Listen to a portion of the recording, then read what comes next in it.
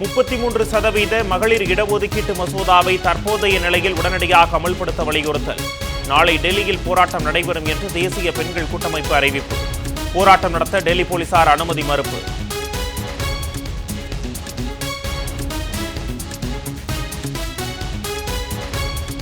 (2019) பாபர் மசூதி நில வழக்கு தீர்ப்பை முழுமையாக அமல்படுத்த கோரி உச்சநீதிமன்றத்தில் புதிய மனு தாக்கல். அயோத்தியா கோயிலை நிர்வகிக்க பொது அறக்கட்டளை அமைக்க ஒன்றிய அரசுக்கு உத்தரவிடவும் மனுவில் கோரிக்கை.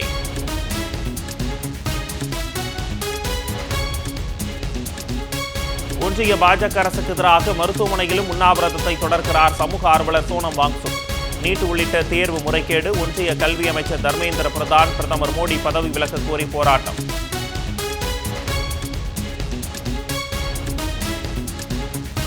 பரபரப்பான அரசியல் சூழலில் நாளை கூடுகிறது நாடாளுமன்ற மழைக்கால கூட்டத்தொடர். வந்தே மாதரம் பாடலை அவமதித்தால் 3 ஆண்டுகள் வரை சிறை தண்டனை விதிக்கும் மசோதா தாக்கலாகிறது.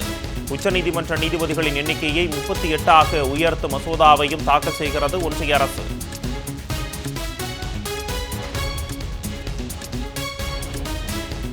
நாடாளுமன்றத்தில் அயோத்தி கோவில் உண்டியல் முறைகேடு, நீட் தேர்வு மோசடி உள்ளிட்ட பல்வேறு பிரச்சனைகளை எழுப்ப எதிர்க்கட்சிகள் திட்டம்.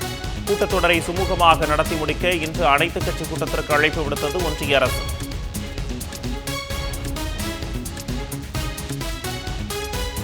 டெல்லி ஜந்தர் மந்தரில் தொடரும் கரப்பான் பூச்சி ஜனதா கட்சி போராட்டம் 1 மாதத்தை எட்டியது. பிரதமர் மோடி மற்றும் அமைச்சர் தர்மேந்திர பிரதான் பதவி விலக கோரி நாளை நாடாளுமன்றம் நோக்கி முற்றுகை போராட்டம்.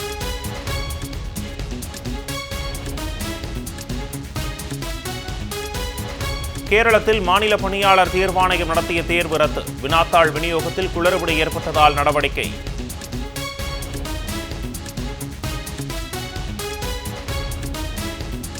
தூத்துக்குடி மாவட்டம் கருங்குளம் ஆற்று பாலத்தில் மின்விளக்குகள் எரியாததால் வாகன ஓட்டிகள் பொதுமக்கள் கடும் அவதி.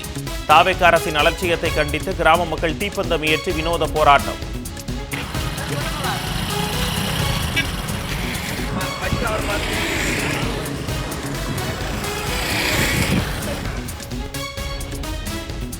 மதுரை சோழவந்தானில் பல மணி நேர மின்வெட்டு. விடிய விடிய தூக்கத்தை தொலைத்த மக்கள். காலையில்தான் மின்சாரம் வரும் என மின்வாரியத்தினர் அலட்சியமாக பதிலளித்ததாக குற்றச்சாட்டு.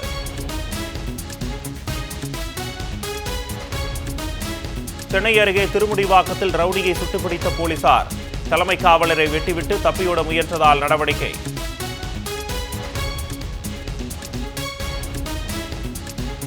சென்னையை அடுத்த மீஞ்சூர் அருகே காவல் ஆய்வாளருக்கு அரிவாள் வெட்டு. சரித்திர பதிவேடு குற்றவாளியை பிடிக்கச் சென்ற போது சம்பவம். தாவேக ஆட்சியில் போலீசாருக்கே பாதுகாப்பில்லை என மக்கள் குற்றச்சாட்டு.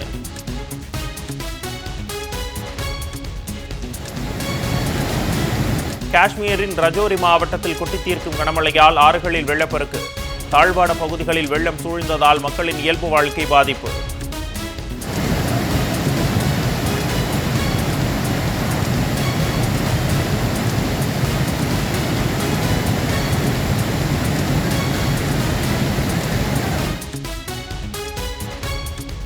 பழனி கோயில் 100 கோடி மதிப்பிலான சொத்தை பினாமி பெயரில் பதிவு செய்ய அறநிலையத்துறை அமைச்சர் ரமேஷ். அதிமுக முன்னாள் அமைச்சர் உதயகுமார் குற்றச்சாட்டு.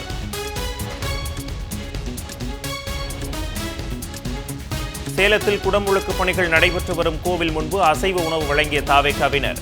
கோவில் வாயிலேயே மீதமிருந்த அசைவ உணவுகளை தாவேகாவினர் வீசிச் சென்றதால் பக்தர்கள் அதிர்ச்சி.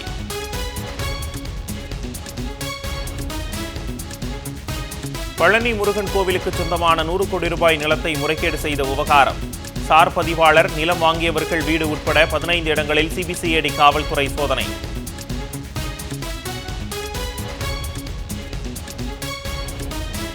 உணவகங்களுடன் கூடிய மதுக்குட ரெஸ்டோ பார் அமைக்க திட்டமிட்டுள்ள தாவேக அரசுக்கு சமூக ஆர்வலர்கள் எதிர்ப்பு. ஊழல் ஒழிப்பு, போதை ஒழிப்பு என நாடகம் போட்டுவிட்டு ரெஸ்டோ பார்களை திறக்க முயற்சியா என கேள்வி. உணவகங்களை குடிப்பகங்களாக மாற்றுகிறது தாவேக அரசு என எஸ்டிபிஐ விமர்சனம்.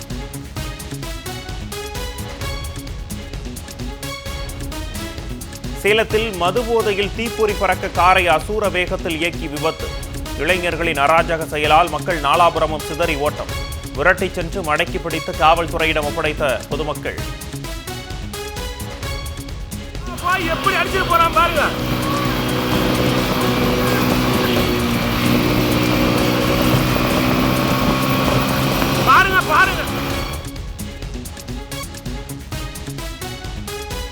சிறந்த நடிகர்களாக மம்முட்டி, தனுஷ், சிறந்த நடிகையாக யாமி கௌதம் அறிவிப்பு. சிறந்த பாடகியாக வைக்கம் விஜயலட்சுமியும், சிறந்த இசையமைப்பாளராக ஜி வி பிரகாஷும் தேர்வு.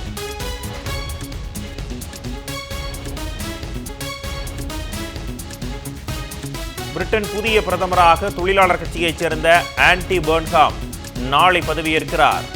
379 எம்பிக்களின் ஆதரவுடன் தொழிலாளர் கட்சி தலைவராக பெர்ன்ஹாம் தேர்வு.